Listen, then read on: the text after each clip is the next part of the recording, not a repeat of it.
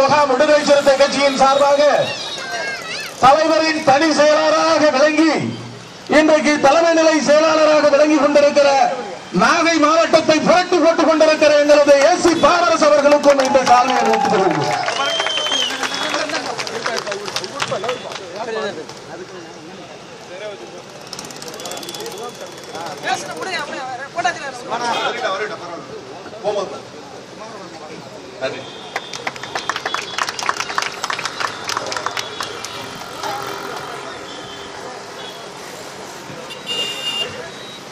இந்த கண்டன ஆர்ப்பாட்டத்தினுடைய தலைவர், மாவட்டத்தினுடைய பொறுப்பாளர் அருமை தோழர் கதிர்வளவன் அவர்களே, எனக்கு முன்னால் இங்கே உரையாற்றிவிட்டு ஒரு பிரளயத்தையே ஏற்படுத்துவது போன்று காவல்துறையினரின் சாதனைகளை, அவரது திறமைகளை, அவர்கள் எப்படியெல்லாம் மக்களுக்கு பொதுப்பணி ஆற்றி வருகிறார்கள் என்பதையெல்லாம் தெள்ளத் தெளிவாக எடுத்துரைத்து அமர்ந்திருக்கின்ற கட்சியினுடைய தலைமை நிலை செயலாளர் அண்ணன் ஏசி பாவர்ஸ் அவர்களே, இங்கே வரவேற்புரை ஆற்றிய தோழர் தேவாவிலிருந்து தோழர் செல்வராஜாக இருக்கட்டும் அல்லது ரவிச்சந்திரனாக இருக்கட்டும், இங்கு இருப்பவர்கள் அனைவருடைய பெயரும் படிக்க வேண்டும். இறுதியாக நன்றியுரை வழங்க இருக்கின்ற கரிகாலன் வரை படிக்க வேண்டும் என்றாலும் கூட நம் அனைவரையும் ஒரு சேர ஒன்றாக இணைக்கின்ற ஒரே வார்த்தை மேன்மையாளர் அண்ணன் எழுச்சி தமிழர் திருமாவளவனின் தம்பிகளாகிய நாம்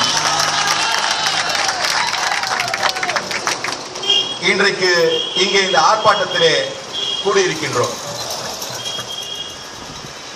இங்கே முன்வைக்கப்பட்டிருக்கின்ற கோரிக்கைகள் தொடர்ந்து தாக்கப்படுகின்ற தமிழக மீனவர்கள் மீது, அவர்களை தாக்குகின்ற சிங்கள அரசின் மீது, சிங்கள கடற்படையின் மீது இந்திய அரசு எந்த விதமான நடவடிக்கையும் எடுப்பதில்லை என்பது. அதே போன்று இன்றைக்கு தமிழகம் எங்கும், இன்னும் குறிப்பாக வட மாவட்டங்களில், இது போன்ற டெல்டா பகுதிகளில் தொடர்ச்சியாக விடுதலை சிறுத்தைகள் இயக்கத்தின் மீதும், ஒடுக்கப்பட்ட மக்கள் மீதும், ஒடுக்கப்பட்ட மகளிர் மீதும் தொடுக்கப்பட்டு வருகின்ற பல்வேறு கொடுமைகளை கண்டித்து நடத்தப்படுகின்றது. அதோடு சேர்த்து டெல்டா பகுதியில் இருக்கக்கூடிய விவசாயிகளின் வாழ்வாதாரத்தை போற்றி பாதுகாக்க வேண்டும் என்கின்ற அடிப்படையில் அவர்களுக்கு காப்பீடு தொகை வேண்டி இந்த ஆர்ப்பாட்டம் நடைபெற்றுக் கொண்டிருக்கின்றது. இதில் எல்லாவற்றிலும் அடியிலே அல்லது இடையோடி கொண்டிருக்கின்ற ஒரு செய்தி, இன்றைக்கு எழுச்சி தமிழர் அண்ணன் திருமாவளவன் அவர்கள் இந்த இயக்கத்தை, விடுதலை சிறுத்தைகள் இயக்கத்தை நடத்தி கொண்டிருப்பது என்பது ஒடுக்கப்பட்ட மக்களுக்காகத்தான். ஆனால் அந்த ஒடுக்கப்பட்ட மக்கள் மீனவர்களாக இருக்கக்கூடிய தமிழக மீனவர்களாக இருந்தாலும் சரி, அல்லது ஒடுக்கப்பட்ட சமுதாயத்தை சார்ந்த தலித் சமுதாயத்தினராக இருந்தாலும் சரி, அல்லது வேறு எங்கேயாவது தொழிலாளர்கள் ஒடுக்கப்பட்டாலும் சரி, விவசாயிகள் ஒடுக்கப்பட்டாலும் சரி, ஆக அடிப்படையிலே ஒடுக்கப்படுகிறவர்கள் எங்கிருந்தாலும் அவர்களுக்கு குரல் கொடுப்பவர் அண்ணன் எழுச்சி தமிழர் திருமாவளவன் அவர்கள். காலம் காலமாக, பல்வேறு ஆண்டுகளாக, பல நூற்றாண்டுகளாக ஒடுக்கப்பட்ட மக்கள் மீது தாக்குதல்கள் அவ்வப்பொழுது அங்கங்கே பல்வேறு பகுதிகளில் நடைபெற்று வருவது நாம் அறிந்த ஒன்று. ஆனால் சில நேரங்களில் தொடர்ச்சியாக, மிகவும் கடுமையாக, இன்னும் சொல்ல போனால் திட்டமிட்டு தலித் மக்கள் மீதும் ஒடுக்கப்பட்ட மக்கள் மீதும் தாக்குதல்கள் நடைபெறுவது உண்டு. அப்படி நடைபெறுகிறது என்று சொன்னால் அங்கே தலித் மக்கள் மத்தியிலே அல்லது தலித் தினத்திலே ஒரு எழுச்சி, ஒரு ஒலி, ஒரு தலைமை உருவாகி இருக்கிறது என்பது அர்த்தம். தலித் மக்கள் தலித்தாக அடையாளம் காட்டப்பட்டு வேண்டுமென்றே சுருக்கி வைக்கப்பட்டாலும் கூட இன்றைக்கு இந்திய அரசாங்கமாக இருந்தாலும் சரி, தமிழக அரசாங்கமாக இருந்தாலும் சரி, எந்த மாநில அரசாங்கமாக இருந்தாலும் சரி, அது எந்த துறையாக இருந்தாலும் சரி, எந்த கட்டுமானமாக இருந்தாலும் சரி, அதனுடைய அடிப்படை இந்திய அரசியலமைப்பு சட்டம். அந்த இந்திய அரசியலமைப்பு சட்டத்தை ஒட்டுமொத்த இந்தியாவுக்கு வழங்கியவர் பாபா சாஹிப் புரட்சியாளர் டாக்டர் அம்பேத்கர் அவர்கள். அந்த அம்பேத்கர் என்ற ஒளி இந்தியாவிலே புறப்பட்ட பொழுது அல்லது தோன்றிய பொழுது ஆங்கிலேயன் அந்த ஒளியினுடைய தாக்கத்தை உணர்ந்ததன் அடிப்படையில் இந்தியாவுக்கான கொள்கைகள் அல்லது கோட்பாடுகள் அல்லது இந்தியாவுக்கான தேவைகளை அவன் யாரிடம் கேட்டு தெரிந்து கொண்டான் என்று சொன்னால் புரட்சியாளர் அம்பேத்கர் இடத்திலே கேட்டு தெரிந்து கொண்டார். அப்படி புரட்சியாளர் அம்பேத்கர் இடத்திலே கேட்டு தெரிந்து கொண்டு ஒடுக்கப்பட்ட மக்களுக்கான இரட்டை வாக்குரிமை கேட்டு புரட்சியாளர் அம்பேத்கர் போராட்டம் நடத்திய பொழுது இன்றைக்கு இங்கே இருக்கக்கூடிய சாதியவாதிகளை போல இந்தியாவிலேயே முதலாக தோன்றிய மிகப்பெரிய சாதியவாதி இந்துத்துவவாதி காந்தியினுடைய சதியினால் அன்றைக்கு புரட்சியாளர் அம்பேத்கர் அவர்கள் சார்ந்திருந்த ஒடுக்கப்பட்ட சமுதாயம் மிக கடுமையான தாக்குதலுக்கு ஆட்பட்டது. இன்றைக்கு சமீபமாக இன்னும் குறிப்பாக கடந்த 2 ஆண்டுகளிலே தமிழகத்திலே வட மாவட்டங்களிலே அதிகமாக டெல்டா பகுதியிலே அதிகமாக ஒடுக்கப்பட்ட மக்கள் மீது தாக்குதல் நடைபெற்று வருகிறது. பொதுவாகவே ஒருவருக்கு உடல்நலம் சரியில்லை அல்லது மனநலம் சரியில்லை என்றால் மருத்துவரை இப்ப பார்ப்போம். இப்ப மருத்துவருக்கே மனநலம் சரியில்லை. பாட்டாளி மக்கள் கட்சியினுடைய நிறுவனராக இருக்கக்கூடிய ராமதாஸ் அவர்கள் இன்றைக்கு அவர் செய்து வருகின்ற காரியம் எல்லாம் நிச்சயமாக நல்ல மனநிலையில் ஒருவன் இருப்பவன் பேசுவதோ அல்லது செய்வதோ நிச்சயமாக அது போன்ற காரியங்களில் ஈடுபட மாட்டான்.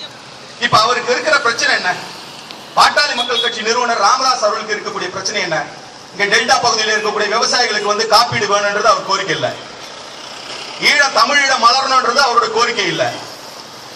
இலங்கை கடற்படை தாக்குகின்ற மீனவர்களை காப்பாற்றப்பட வேண்டும் என்பது அவருடைய கோரிக்கை அல்ல. முல்லை பெரியார் பிரச்சனையிலே தமிழருடைய உரிமை காப்பாற்றப்பட வேண்டும் என்பது அவருடைய கோரிக்கை அல்ல. காவிரி நதிநீர் பிரச்சனையிலே தமிழகத்துடைய உரிமை நிலைநாட்டப்பட வேண்டும் என்பது அவருடைய கோரிக்கை அல்ல. அவர் ஒரு மிகப்பெரிய அறிவாளி ஆற்றலாளர் ஆணழகன் ஒருத்தர் பெற்று வச்சிருக்காரு, அன்பு மணி. அவர்கிட்ட அன்பு இருக்காது, மணினா காசு பணம் துட்டு மாலு.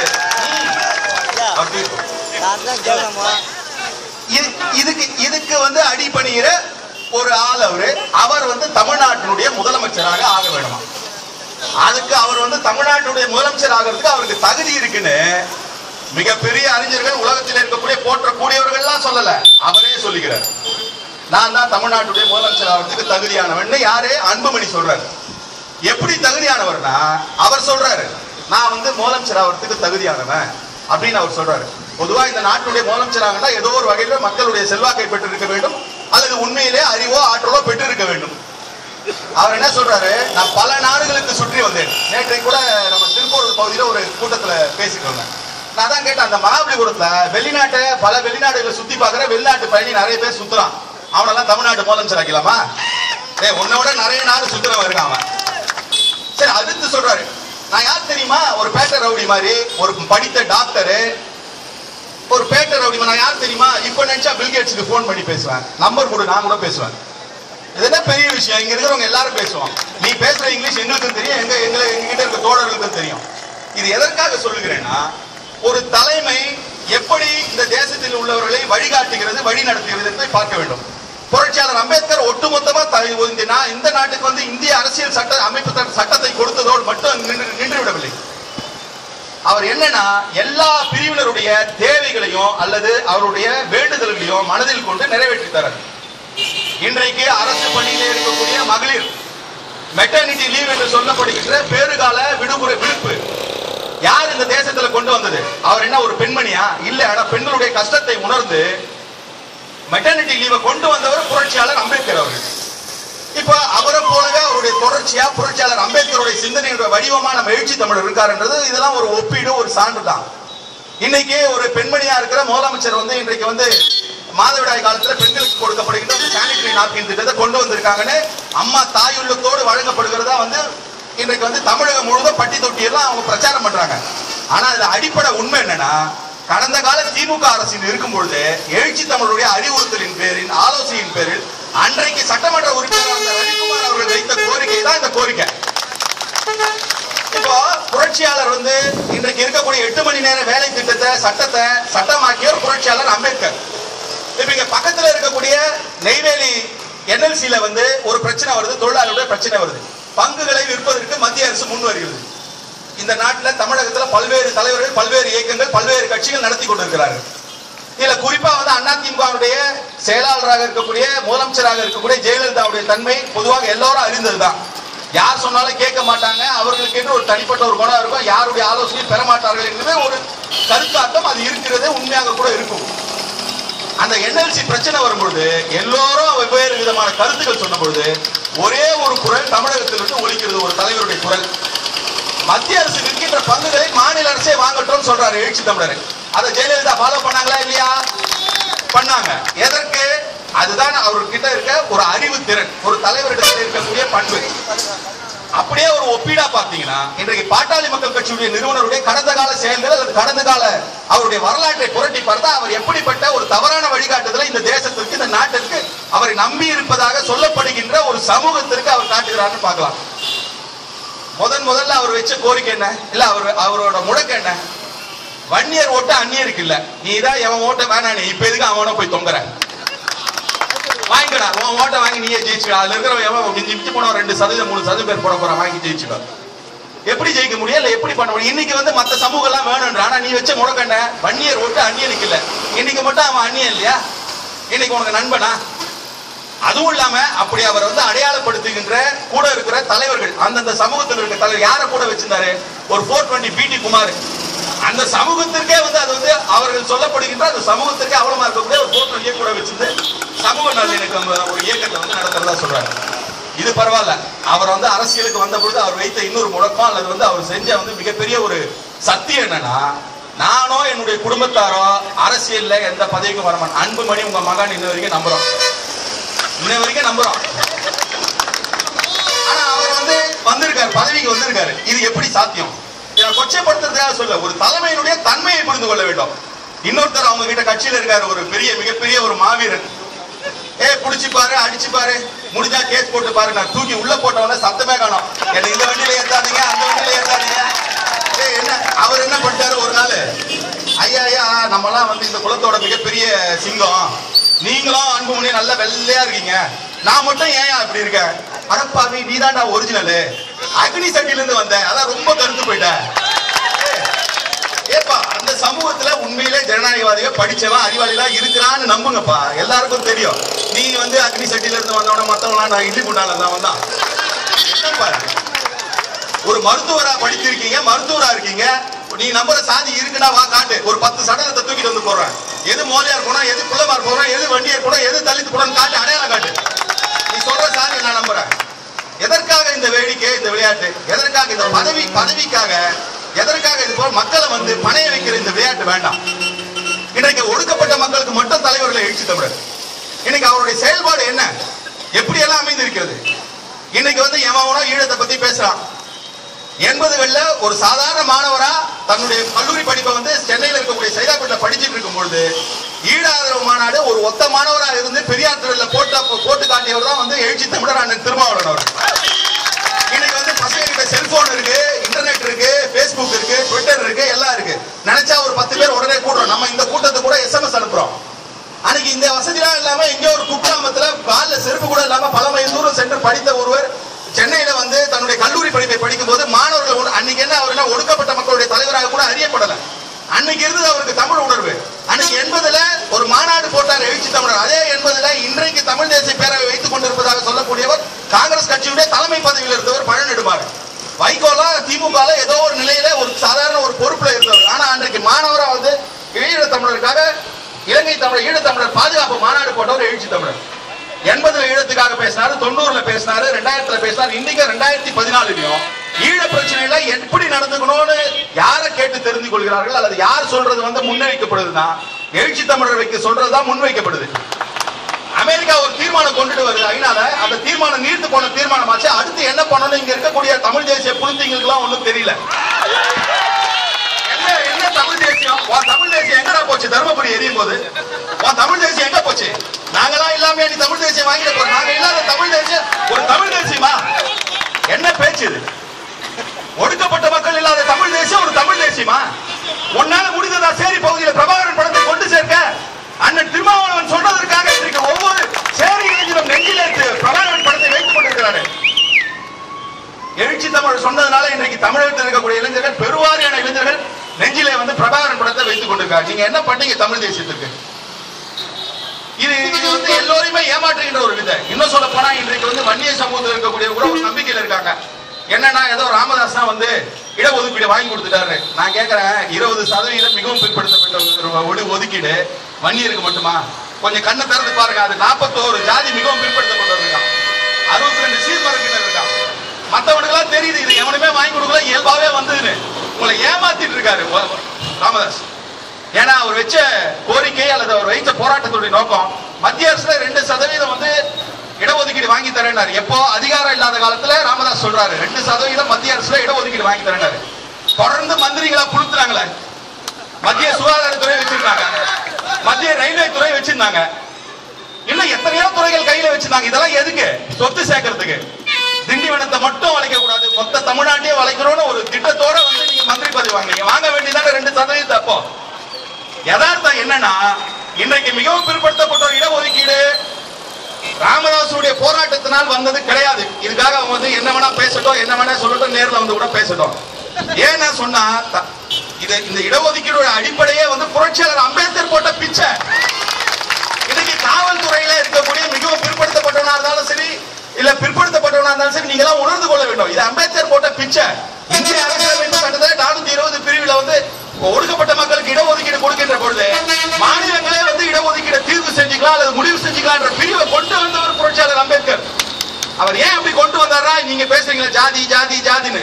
இந்த ஜாதி பக்கத்துல இருக்க மாநிலத்துல இருக்காது. ஒடுக்கப்பட்டவன் இந்தியாவுடைய எல்லா மூலை முடுக்கிலும் இருக்கான். ஒடுக்கப்பட்டவனுக்காக இந்திய அரசியலமைப்பு சட்டத்தை இடம் கொடுத்தாரு. அந்தந்த மாநிலத்தில் இருக்கக்கூடிய அந்தந்த பிற்படுத்தப்பட்ட மிகவும் பிற்படுத்தப்பட்ட ஜாதிக்கு வந்து அந்தந்த மாநில அரசே வந்து சட்டத்தை ஏற்றிக்கலான்ற ஒரு பிரிவை உண்டு பண்ணவர் புரட்சியாளர் அம்பேத்கர். உண்மையிலேயே நீங்க இடஒதுக்கீடுக்கு நன்றி சொல்லணும், நன்றி கடன் கொண்டா அது புரட்சியாளர் அம்பேத்கருக்கு. இந்த நாட்டை வந்து அடிமை தலையிலிருந்து விடுவிச்சு அரசியலமைப்பு சட்டத்தை தந்த புரட்சியாளர் அம்பேத்கர் சிலை இன்னைக்கு கூண்டுக்குள்ள அடைச்சு வைக்கிறானுங்க இந்த படுவாவிங்க. இது எவ்வளவு பெரிய கேவலம். இன்றைக்கு இவர்களுக்கு எல்லாம் தெரியாத விஷயமா ஒன்று இருக்கிறது.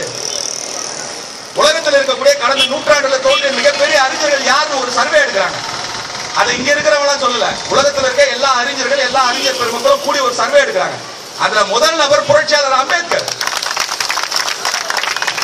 இவர்களுக்கும் தெரியும். ஆனா இவருடைய கேடுகட்ட அந்த சாதி புத்தி, வாரணாசி புத்தி மனுவுக்கு வந்து இங்க நீடிக்கிறதுனால இவர்கள் வந்து அதை ஏற்றுக்கொள்ள முடியாது.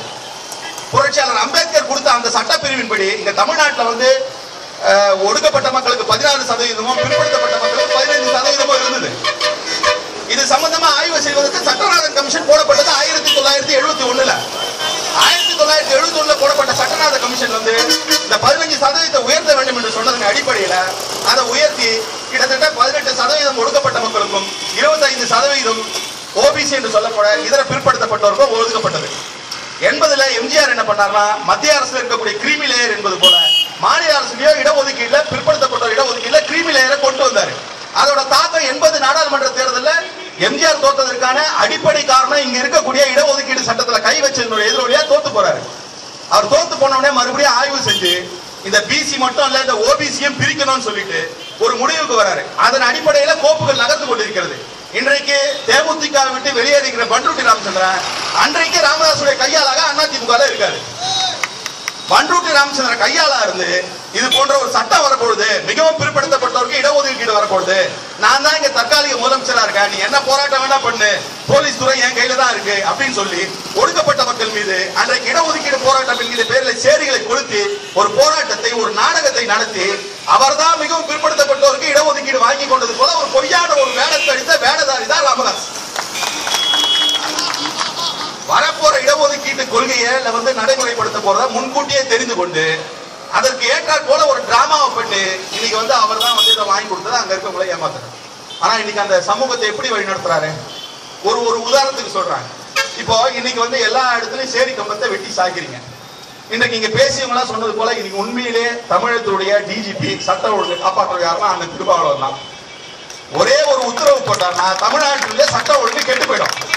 எல்லா சமூகத்தையும் இணைக்கிறதா சொல்லிட்டு இருக்க ராமதாசால சட்டம் ஒழுங்கு கெட்டு போகுது. ஆனா எதையுமே பேசாம அமைதியா இந்த சமூகத்தை நல்ல முறையில வழிநடத்தி கொண்டிருக்கார் எழுச்சி தமிழர் அவர். இதுதான் யதார்த்தமான உண்மை. இந்த எழுச்சி தமிழர் பின்னாடி இருக்க சின்ன சின்ன பசங்கள்லாம் இளைஞர்கள்லாம் படிக்கணும், நம்ம முன்னுக்கு வரணும்ன்ற மாதிரியான ஒரு பாதைக்கு கொண்டு போயிட்டு இருக்காரு. நீங்க என்ன பண்றீங்க? சட்டத்துல இளம் சிறார்கள் குற்றம் செஞ்சா அவர்களை தண்டிக்க கூடாது, சீர்திருத்த பள்ளிக்கு அனுப்பணும்னு ஒரு விதி இருக்கு இல்லையா? இப்ப இந்த நிர்பயான ஒரு பெண் கற்பழிக்கப்பட்ட கேஸ்ல கூட ஒருவன் வந்து வயது காரணமா வந்து அந்த சீர்திருத்த பள்ளிக்கு அனுப்பப்பட்டான். இந்த சட்ட பிரிவை ராமதாஸ் தன்னுடைய சுயநலத்துக்காக எவ்வளவு கேவலமா பயன்படுத்துறாரா? இன்றைக்கு அது போன்ற சின்ன சின்ன பசங்களை 10-12 வயசு பசங்களை கையில ஆயுதங்களை கொடுத்து ஒடுக்கப்பட்ட மக்கள் மீதும் ஒடுக்கப்பட்ட தலைவர்கள் போகின்ற பொழுதும் நம்முடைய தலைவர் போன்ற தலைவர்கள் போகின்ற பொழுதும் தாக்குதல் நடத்த சொல்லி ஒருவேளை அவங்க மாட்டிக்கிட்டாங்கன்னா இவங்கெல்லாம் சின்ன பசங்க, இவங்களுக்கு தண்டனை வேணாம், சீர்திருத்த பள்ளி அனுப்புங்கன்ற ஒரு குற்ற பரம்பரை உருவாக்கி கொண்டிருக்க அவர் பின்னாடி வந்து போயிட்டு இருக்க 1-2 பேரும் திரும்பி வாங்க. நீங்க எல்லாம் இருக்க வேண்டிய தமிழனா மனிதனா இருக்க வேண்டிய இடம் இதுதான். எழுச்சி தமிழர் பின்னாடி வந்தீங்கன்னா தான் நீங்க வந்து தமிழனா மனிதனா வாழ முடியும். இன்னைக்கு நீங்க மிகப்பெரிய சாதனையாளர்களா சமூக சிந்தனையாளா சொல்றீங்க, டிவில ஒரு கருத்து கேட்கறாங்கன்னு வச்சுங்க. இப்ப கடைசியா இங்க பக்கத்துல இருக்க சிதம்பரம் தீட்சிதர்கள் பிரச்சனை வந்தது. ஏன்னா உங்க அன்புமணியும் கொக்கோ கோலா மணியுமா கூப்பிடுறாங்க வந்து பெப்பேன்னு என்ன பேசுவீங்க நீங்க? என்ன பேச போறீங்க நீங்க? எழுச்சி தமிழரை கூப்பிடுறாங்க ஈழ பிரச்சனை சம்பந்தமா. இப்ப அவங்க முதலமைச்சருக்கு தகுதியான ஆளா சொல்லப்படுற மரியாதைக்குரிய ஒரு அன்புமணி அவர்கள் தமிழ்நாட்டில் இது வரைக்கும் வாயை திறந்து என்னைக்காவது ஈழ பிரச்சனை பத்தி பேசியிருக்காரா? காவிரி நதி பிரச்சனை பத்தி பேசியிருக்காரா? எந்த பிரச்சனையை பத்தியாவது மக்கள் பிரச்சனை பத்தி பேசியிருக்காரா? எதையும் பேசுறது. ஆனா முதலமைச்சர் ஆகணும்னு அவருக்கு தகுதி இருக்கிறத அவரே சொல்லுகிறார். இதையெல்லாம் புரிந்து கொள்ளணும். இன்னைக்கு வந்து நம்முடைய ஒடுக்கப்பட்ட மக்களை காட்டிலும் தாண்டி அதுக்கு வெளியில இருக்கக்கூடிய பொதுவான மக்கள் வந்து இதெல்லாம் புரிந்து வைத்துக் கொண்டிருக்கார்கள். இதெல்லாம் எப்படி புரிந்து வச்சிருக்காங்கன்றது தெரிஞ்சுதான் அவர் இது போன்ற சாதிய பிரச்சனைகளை ஒடுக்குமுறையை தொடுக்கிறாரு. 2009 நாடாளுமன்ற தேர்தலே வந்து அவங்க சாயம் எடுத்து போச்சு. எப்படின்னா 2009 நாடாளுமன்ற தேர்தலில் அதிமுக கூட்டணியில பாட்டாளி மக்கள் கட்சி இடம்பெறுது. அதிமுக கூட்டணியில இடம்பெற பாட்டாளி மக்கள் கட்சி 6 இடத்துல நின்று 6 இடத்துலயும் தோத்து போகுது.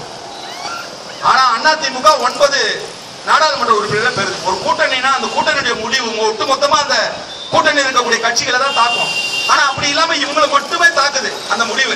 6 இடத்துல நின்று 6 தோத்து போறாங்க. மதிமுக கூட 4 நின்று 1 ஜெயிக்கிறாங்க. இந்த 6ல இன்னும் குறிப்பா வட மாவட்டங்கள் இல்ல வந்து ஒட்டுமொத்தமா தமிழகத்துல 8 பாராளுமன்ற தொகுதிகள்ல வெற்றி பெற்ற வேட்பாளர்கள் 1 லட்சத்துக்கு அதிகமாக வெற்றி பெறாங்க. அதுல அண்ணன் எழுச்சி தமிழரோட 1 லட்சத்துக்கு அதிகமான வாக்குல சிதம்பரம் தான் ஜெயிக்கிறார்.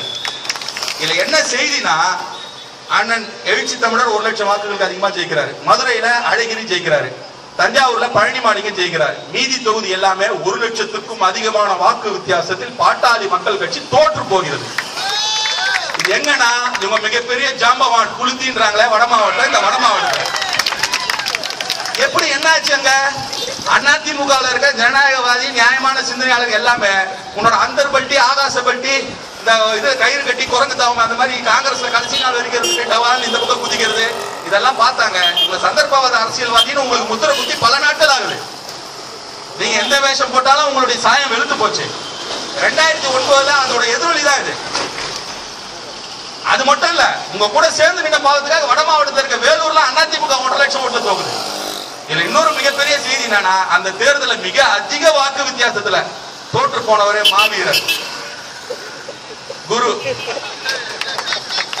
அவர் பாவம். அவர் இப்பதான் வந்து அவர் வந்து நீங்க எல்லாம் பார்த்திருப்பீங்க வடிவேல் படத்துல தானா பாமான ரவுடி தான் அவரு. வாலண்டியரா தான் ஏறிட்டார். அவரு ஏறி போனாராங்க. அங்க போன உடனே அவர் வந்து செலக்ஷன் பரவாயில்லையாங்க. பரவாயில்ல செதையாங்க. பில்டிங் ஸ்ட்ராங், பேஸ்மெண்ட் வீக், ஒன்றும் முடியல.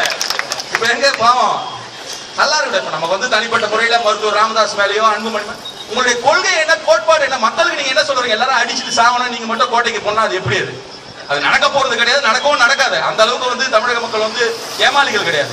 இன்னைக்கு எல்லா சமூகத்தையுமே ஏமாற்றணும். என்ன எப்படி? அது நீங்க வந்து வன்னியர் தான் இந்த நாட்டை ஆளணும்ன்றீங்க. அப்புறம் உங்களுக்கு வந்து மற்ற சமூகம் முதல்ல சமூக உறவு எதற்குமே பிரயோஜனப்படாத அடிப்படையான ஒரு சாதிய உணர்வை தூக்கி போடுங்க. இங்க தமிழரசனை பத்தி பேசுறாங்களே, வெட்கப்படுறேன். தமிழரசனுக்கும் உனக்கும் எனக்கும் ஒரே அடையாளம் நான் வெட்கப்படுறேன். மதம் மாறுற மாதிரி ஒரு ஆப்ஷன் ஜாதி மாறுறதுக்கு தான் நான் எப்பவும் ஓடி வந்துட்டு இருப்பேன். நான் எப்பவும் தள்ளித்தான் இருப்பேன். எதுக்கு சொல்றேன்னா இன்றைக்கு வந்து ஒரு சமூகத்தையே வந்து தவறான நடைமுறையில சிந்தனைக்கிறீங்க. இன்றைக்கு என்னோட படித்த பல பேர் இருக்கான். டாக்டரா இருக்கா, இன்ஜினியர் இருக்கா. எல்லாம் என்ன சொல்றாங்க? என்ன இந்த ஆளால நம்மள வந்து பாக்குறதே வந்து குச்சி கொளுத்திட்டான், வர வெட்டிடுறான். டேய், நம்ம படிச்சிருக்கோம், நம்மள வந்து ஒரு டாக்டர்னு சொல்லலாம், இன்ஜினியர்னு சொல்லலாம். இது வந்து நீங்க இதுதானா நீங்க வந்து உண்மையிலே அந்த சமூகத்துக்கு செய்யற நன்மை? உண்மையா சொல்றேன், நீங்க உண்மையிலே அந்த சமூகத்து மேல பாசம் இருந்தா தயவு செய்து விட்டுடுங்க. பாவம், அவன் ஏதாவது பழிச்சுட்டு போறான். சரி, இவ்வளவு பேசுறீங்க, ஒரு ஜாதின்றீங்க, வாங்க போட்டி போட்டு பார்ப்போம். உங்க ஜாதியில நான் ஒரு ஆளா முன்னிறுத்துறேன், அதுக்கு என்ன ஒரு தலைவரை சொல்லுங்க. எங்க திராவிடத்தை முதல் ஆராய்ச்சி செய்த அயோத்திதாச பண்டிதர் கொண்டு வா ஒரு ஆள். அதுக்கு எதுக்கு முன்னாடி யார மணியை கொண்டு வர போறியா? ஜிக மணியா? யாரு? சரி வேணாம். அன்னைக்கே அம்பேத்கர் அவர்களுக்கே வந்து குருநாதரா இருந்து வட்டமேஜை மாநாட்டில் கலந்து கொண்ட ரெட்டமலை சீனிவாசனை கொண்டு வரோம். நீ யாரை கொண்டு வர போற? தன்ராஜா? எம்பிஆர் தன்ராஜா? யாரை கொண்டு வர போற? சரி வேணாம், எம்சி ராஜாவை கொண்டு வரோம். நீ யாரை கொண்டு வர போற? இவ்வளவுலாம் வேணாம், நீ ஒட்டு மொத்தமா சேர்ந்து வந்தா கூட எழுச்சி தமிழர் வந்து ஒரே ஒரு கட்டுரை எழுதுறாரு. அந்த ஒரு கட்டுரை எழுதி படிச்சுட்டு பதில் சொல்லு. நீ இவ்வளவு பேசுறியே, உன்னோட பாசறையில யாரோட பேச்ச போட்டு உங்க பிள்ளைங்களுக்கு பாடம் நடத்துற? நீ என் தலைவரோட பேச்ச போட்டுதான் நடத்துற. போடுடா போடு, உங்களால பேசுறத போட்டு கேள. ஏன் உனக்கு ஏன் இந்த கேடு கட்ட புத்தி? உன் சாதியில எவ்வளவு புளுத்தி எவ்வளவு எழுதிருப்பான், எடுத்து போயிடுற. சாதி என்ன சாதி? என்ன சாதி? செத்தா நீயும் போனோம் நானும் போனோம். என்ன சாதி? ஏன் இந்த வெறி? நீ வேண்டி கேட்டுக்கோ, நாளைக்கே வேண்டி கேட்டுக்கோ எழுச்சி தமிழர்கிட்ட. ஐயா என் புள்ள ஒரு வருஷம் முதலமைச்சரா இருக்கட்டும் விட்டு கொடுத்துட்டு போயிட்டாரு அவரு. அந்த மாதிரி ஒரு சிந்தனை உள்ள ஆளு, பதவியை பத்தி சிந்தனையே இல்லாத ஆளு. 5 வருஷம் பார்லிமெண்ட் உறுப்பினர், ஒரே ஒரு ₹1 அவன்கிட்ட கையூட்டு வாங்கினான்னு தெரியுமா? உன் பிள்ளைக்கு கொடுத்த சர்டிபிகேட் தெரியுமா? நாங்க கொடுக்கலப்பா. எய்ம்ஸ் ஒன்று இருக்கு, இங்க படித்தவர்கள் கற்றவர்கள் நிறைய இருக்காங்க. All India Institute of Medical Sciences, All India Institute of Medical Sciences தலைவர் வேணுகோபால் என்கின்ற ஒரு மருத்துவர், கரைபடாத கரத்திற்கு சொந்தக்காரர், இந்தியாவில் இருக்கக்கூடிய மருத்துவத்துறையில மிகப்பெரிய ஒரு சாதனையாளர். அவர் வந்து இந்த சாதனையாளருக்கு ஒரு மிகப்பெரிய சர்டிபிகேட் கொடுத்திருக்காரு. The most corrupt and worst politician I have ever seen in my life is Anbumani. இந்த தேசத்திலே மிகவும் கடுமையான ஊழலான கேவலமான ஒரு அரசியல்வாதி நான் பார்த்தேன் என்று சொன்னால் அது அன்புமணி. நான் சொல்ல, சத்தியமா நான் சொல்லல. வேணுகோபால் எய்ம்ஸ்னுடைய டைரக்டரா இருந்தவர். அவர் சொல்றாரு, மனசு நொந்து போய் சொல்றாரு. இன்னைக்கு என்ன நீங்க வந்து மத்திய சுகாதாரத்துறை அமைச்சரா இருந்து என்ன பண்ணீங்க ஜனங்களுக்கு? 108 சும்மா பொய்ய சொல்லிட்டு தெரியுங்க. அது அரசாங்கமா கொண்டு வந்த திட்டம், மாநில அரசு மைய அரசு சேர்ந்து நடத்துற திட்டம். அதெல்லாம் ஒண்ணும் இல்ல. நீங்க பண்ணது என்னன்னா, இந்த வரைக்கும் தனியார் மருத்துவக் கல்லூரியில உங்களுக்கு இடத்தை வந்து உறுதிப்படுத்துவீங்க. வருஷத்துக்கு ஒரு 4 சீட் 5 சீட்டு. இதுதானே நீங்க பண்ண சாதனை. இதெல்லாம் மக்கள் வந்து புரிந்து கொண்டு இருக்காங்க. இந்த நிலைமை எல்லாம் புரிந்து கொண்டு இருக்குது. அதனாலதான் நான் இப்ப ஏற்கனவே சொன்ன மாதிரி தொலைக்காட்சியில இப்ப அன்னைக்கு சமீபத்துல ஒரு நண்பரோட வீட்டுல உட்கார்ந்து பார்த்துட்டு இருந்தேன். ஞாயிற்றுக்கிழமை மதியம் பல பேர் வந்து ஞாயிற்றுக்கிழமை மதியம் டிவி டியூன் பண்ணும்போது ரொம்ப பயந்து மாத்துறாங்க. நடுவுல மக்கள் டிவி வந்துற போது அலறான். என்னடானா, என் உயிரினும், அவர் அப்படி நினைக்க மாட்டாரு, என் உயிரினும் மேலான, அவர் வேற மாதிரி நினைப்பாரு. அது வேற விஷயம். அவர் அளவுக்கு நம்ம உயர்ந்தவங்க கிடையாது. அவர் அளவுக்கு நம்ம வந்து பெரிய சிந்தனைவாதிலாம் கிடையாது. அன்னைக்கு ஒரு நண்பர் வீட்டுல உட்காந்து பார்த்துட்டே தெரியாம ரிமோட்டை மாத்தினார். மக்கள் தொலைக்காட்சி வந்தது. இவரை பார்த்த உடனே அவன் ஏதோ, நான் திரும்பினா அப்பதான் ஏதோ பெரிய ஷாக் அடிச்ச மாதிரி அலறான். ரிமோட்டை போட்டு ஐயோ மாத்துறான். என்னப்பா ஆச்சு, என்ன ஆச்சுன்னா, ஐயோ இந்த தொல்லை தாங்க முடியல பாருங்க, ஞாயிற்றுக்கிழமை நான் தெரியாம கூட மாத்தி பார்த்துருது. அதே எழுச்சி தமிழர் வந்து தொலைக்காட்சியில ஒரு பேட்டி கொடுக்குறாருன்னா எவ்வளவு பேர் பாக்குறாங்க. அவர் என்ன கருத்து சொல்றாருன்னா, மற்ற சேனல் எல்லாத்தையும் நிறுத்திட்டு அந்த எழுச்சி தமிழோட கருத்தை கேட்கிறான். இன்னைக்கு எழுச்சி தமிழோட கருத்து தமிழ்நாடு மட்டுமா கேக்குது, இந்தியாவே கேக்குது. காஷ்மீர்ல பிரச்சனை நடக்குது. இவங்க எல்லாம் காஷ்மீர் பிரச்சனை பத்தி பல்வேறு பேர் பல்வேறு விதமான கருத்துக்களை சொல்றாங்க. எழுச்சி தமிழர் தான் அங்க போயிட்டு வந்து இது வந்து அங்க இருக்கக்கூடிய இந்து முஸ்லீம் பிரச்சனை இல்ல, மண்ணின் மைந்தர். ஏன்னா மண்ணின் மைந்தருடைய உரிமை என்னன்றது, உண்மையான மண்ணின் மைந்தரான எழுச்சி தமிழருக்கு தெரியும். எப்படி மண்ணின் மைந்தர்கள் ஒடுக்கப்பட்ட மக்கள் போராடுகிறார்களோ அதே போல காஷ்மீர்ல ஒடுக்கப்பட்ட மக்கள் மண்ணின் மைந்தர்கள் போராடுறாங்க. ஆப்பிள் தேசத்துக்கு சோபான ஒரு வார பத்திரிகையில கட்டுரை எழுதுறாரு. சரி, இவ்வளவுதான் பேசுறாங்களே. இப்ப இன்னைக்கு 2011 பிறகு மிகப்பெரிய கடும் மின்வெட்டு வந்தது. தமிழ்நாட்டுல இருந்து எத்தனையோ எம்பி போனாங்க. இங்க கூட அதிமுக பாராளுமன்ற உறுப்பினர் மணியன் தான் நினைக்கிறாங்க போனாங்க. எல்லாம் போனாங்க. திமுக இருந்து போயிருக்காங்க, அதிமுக இருந்து போயிருக்காங்க. 2011 மின்வெட்டு வரும்போதுன்னு அவங்க எல்லாம் ஆட்சியில் இருந்த கட்சிகள், அவங்களுக்கு எல்லாம் தெரியாம இருக்கிறதுக்கு வாய்ப்பு இல்லை. ஆனா அவங்களுக்கு அதை பத்தி கவலை இல்லை. 2009 பாராளுமன்ற உறுப்பினரான முதல்ல வந்து மின்துறை மீது விவாதம் நடக்குது. அதுல எழுச்சி தமிழர் பேசுறாரு.